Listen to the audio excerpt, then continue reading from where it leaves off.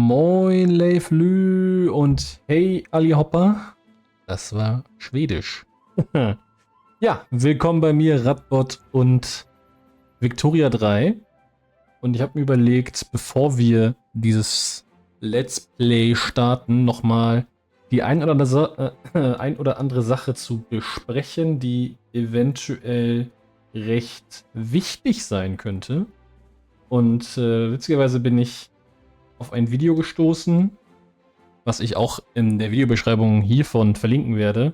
Und ein Shoutout geht raus an den recht kleinen, ich glaube 300 Abonnenten, YouTuber MCuts13, der ein ganz großartiges Video über den Weltmarkt gemacht hat in Victoria 3. Und ja, dann würde ich sagen, wir fangen auch mal an, über den Weltmarkt und Handelszentren etc. zu sprechen. Wir sind im Weltmarkt. Was sagt uns der Weltmarkt? Ich nehme jetzt einfach mal, was weiß ich, welche Ware wollen wir nehmen? Ich nehme mal Werkzeuge, da können wir gleich weiter drüber sprechen. Wir sehen hier einmal den Weltmarktpreis. Der ist minus 17% vom Standardpreis. Warum? Wir sehen hier minus 67. Das ist der Unterschied zwischen importierten Waren und exportierten Waren. Das heißt, es wird 275 Werkzeuge in den Weltmarkt exportiert, aber nur 207 importiert. Das heißt, nach dem einfachen Gesetz Angebot und Nachfrage bestimmen den Preis. Wir haben mehr auf dem Markt, als wir brauchen. Das heißt, der Preis sinkt. Wir haben genau genommen 67 Werkzeuge zu viel oder Tonnen Werkzeuge, wie auch immer. Ja, und damit sinkt der Weltmarktpreis. Angemerkt sei, es gibt immer eine sogenannte inhärente Nachfrage, die ist bei jeder Ware unterschiedlich, glaube ich. Bei Werkzeugen ist es 50, nehmen wir mal Wein, da ist es, auch 50, aber ist es doch immer 50. Das ist sozusagen die Nachfrage, die der Weltmarkt selber generiert. Wenn es das nicht gäbe und keiner Werkzeuge haben wollen würde, dann würde ja der Preis irgendwann von Werkzeug zum Beispiel 0 sein. Das wäre natürlich ein bisschen blöd. So, was sagt uns das hier noch? Wir haben die verschiedenen Marktteilnehmer, die auf irgendeine Art und Weise als Exporteur oder Importeur mit der Ware Werkzeug hantieren. Uns zum Beispiel ganz oben, weil wir den höchsten Warenwert an Importware haben. Wir importieren 70 Werkzeuge, sind damit hier auf Platz 1. Briten exportieren am meisten, da beim Export auf Platz 1. Dann haben wir den Importvorteil. Der ist bei uns 27%. Was das genau heißt, wie sich das genau errechnet, der Relativvorteil, da kommen wir gleich noch zu. Und hier ist der Relativvorteil für Exporte, der ist überraschenderweise anders als der Importvorteil und ist auch für jede Ware unterschiedlich.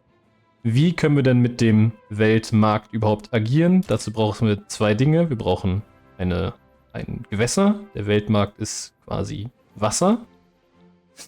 Wir brauchen einen Hafen und wir brauchen ein Handelszentrum. Haben wir das alles nicht, wie zum Beispiel die Schweiz, kann man über Verträge, kann ich hier deren Verträge sehen? Genau, sie haben einen Vertrag mit Frankreich für Durchreiserechte. Das heißt, sie dürfen durch Frankreich ihre Waren exportieren hier über die Südsee, also über das Mittelmeer oder den Atlantik, ihre Waren über den französischen Markt teilbieten.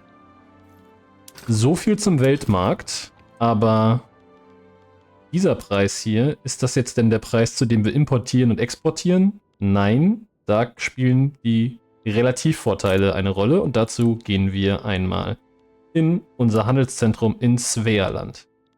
Wir haben ein Stufe 3 Handelszentrum, das würde uns 30 Handelskapazität geben. Wieso kriegen wir 34 Handelskapazität?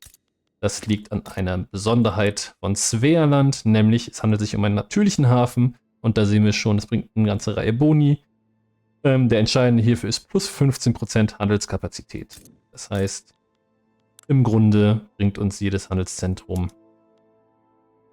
11,5 Handelskapazität, also 15% mehr als normal. Was sehen wir hier denn noch? Wir sehen hier unsere Grundproduktionsmethode, die kann man wohl nicht ändern. Wir sehen hier, was wird auf unserem Markt in Svealand in diesen Handelszentren umgesetzt. Wir importieren Werkzeuge und Kanonen und exportieren Eisen und Hartholz. Und wir haben eine Produktionsmethode, zu denen kommen wir später noch.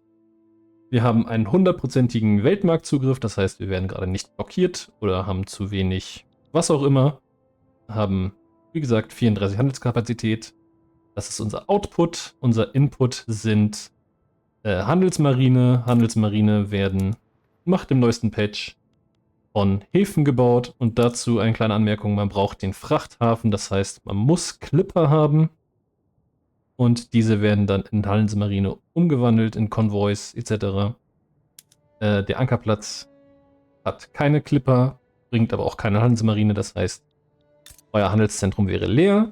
Andererseits, wenn ihr natürlich ein Handelszentrum habt und einen Hafen, dann könnt ihr das Handelszentrum, die Clipper sozusagen, sich selber kaufen und dann braucht man die nicht selber herstellen, sondern kann die sozusagen vom Weltmarkt kaufen.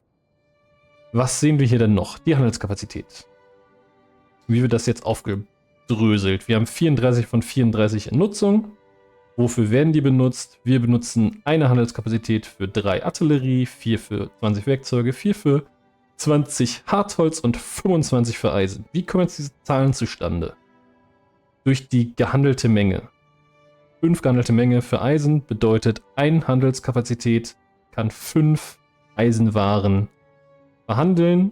Wir machen 125, das heißt 25 mal 5 sind 125 Einheiten Eisen. So, dann generieren wir natürlich noch eine Einnahme, ein Saldo. Wichtig hier, das ist ja vielleicht gerade schon angeklungen. Upsi, ist wahrscheinlich schon angeklungen, aber alle Waren haben eine unterschiedliche Handelsmenge. Die haben jetzt alle 5, das ist ein schlechtes Beispiel, aber ihr seht, die Kanone hat 3, das heißt, mit einer Handelskapazität werden 3 Artillerien gehandelt. So, kommen wir hier zum eingemachten Import-Export. Was sehen wir? Wir sehen die Ware, die importiert wird, die Ware, die exportiert wird, die Menge, die importiert wird, den Importspreis, den Ortspreis, den relativen Handelsvorteil, die Exporteure oder Importeure und wie viel Geld das bringt. Was bedeutet als allererstes dieser Balken hier? Der bedeutet, und das sehen wir hier auch, dass die Abhängigkeit vom Weltmarkt in unserem Handelszentrum oder in unserem Gebiet in Svealand, die Abhängigkeit vom Weltmarkt für Werkzeuge in Svealand. So.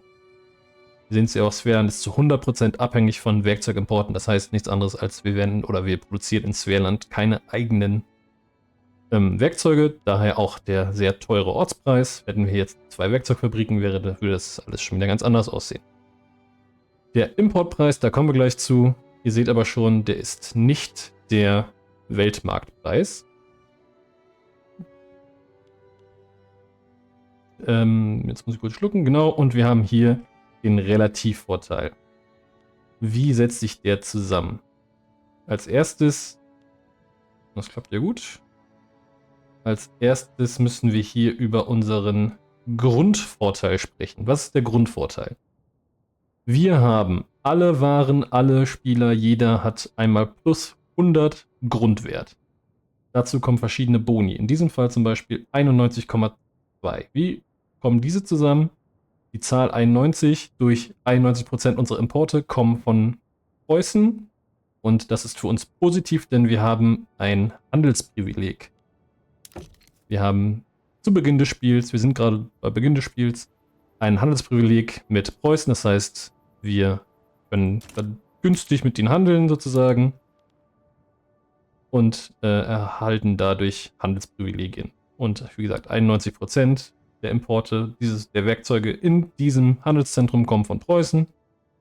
Also, 91% aller schwedischer Werkzeuge kommt von Preußen. Aller schwedischen importierten Werkzeuge kommen von Preußen, deswegen 91%.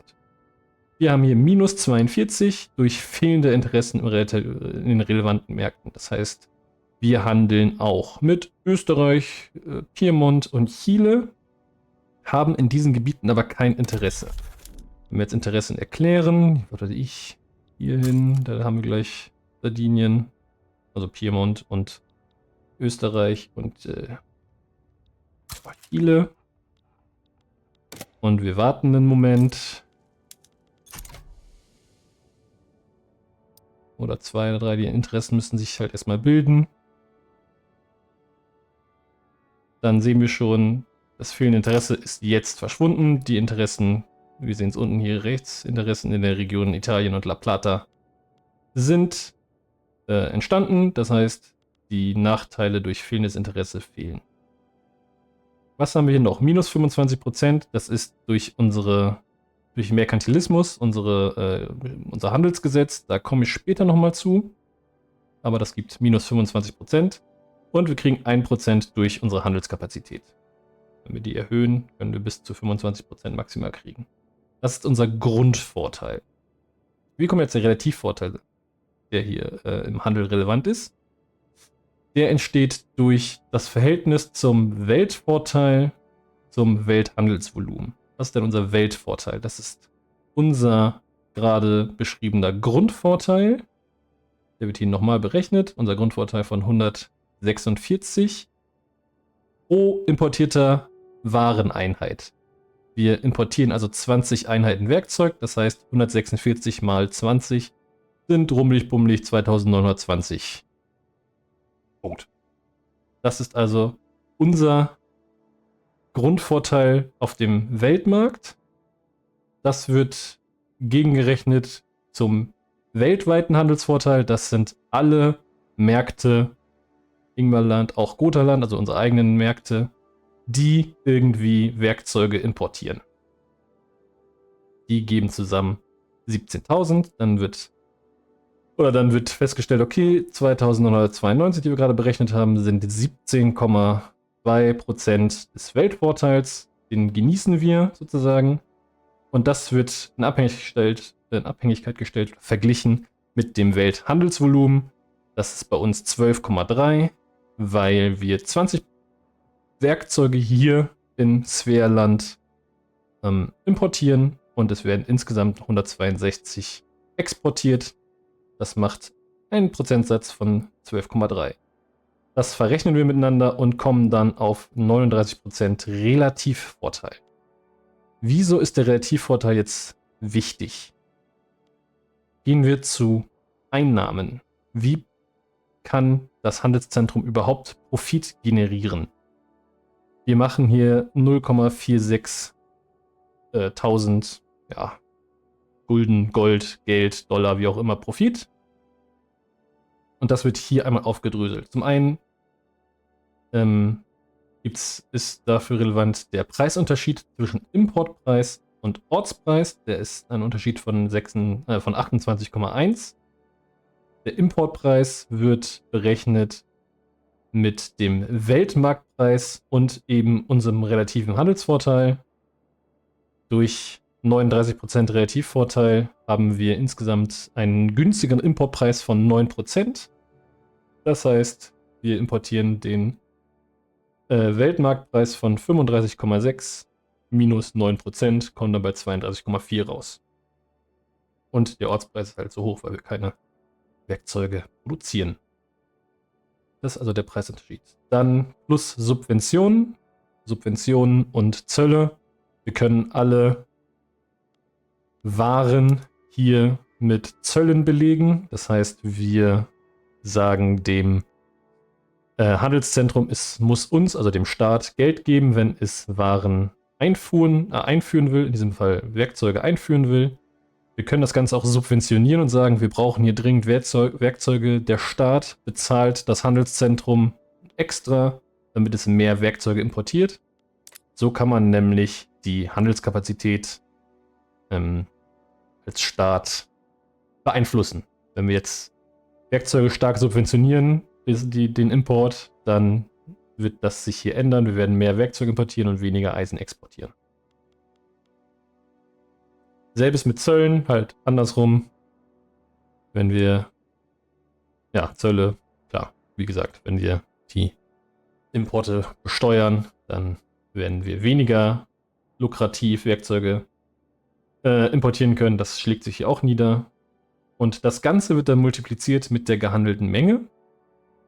Ich verweise nochmal auf die Handelskapazität. Die gehandelte Menge ist 5.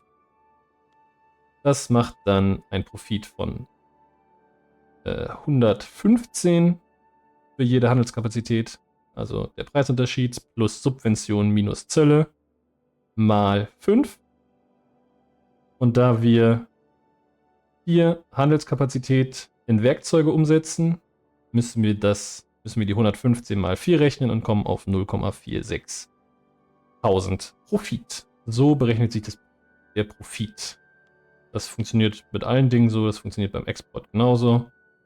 Wir haben keinen Vorteil hier, das heißt, wir haben den Exportpreis, ist der Weltmarktpreis, unser Ortspreis ist 34,5. Das macht einen Preisunterschied von 16,4. Wir haben keine Subventionen, keine Zölle. Das multiplizieren wir mit der gehandelten Menge von 5.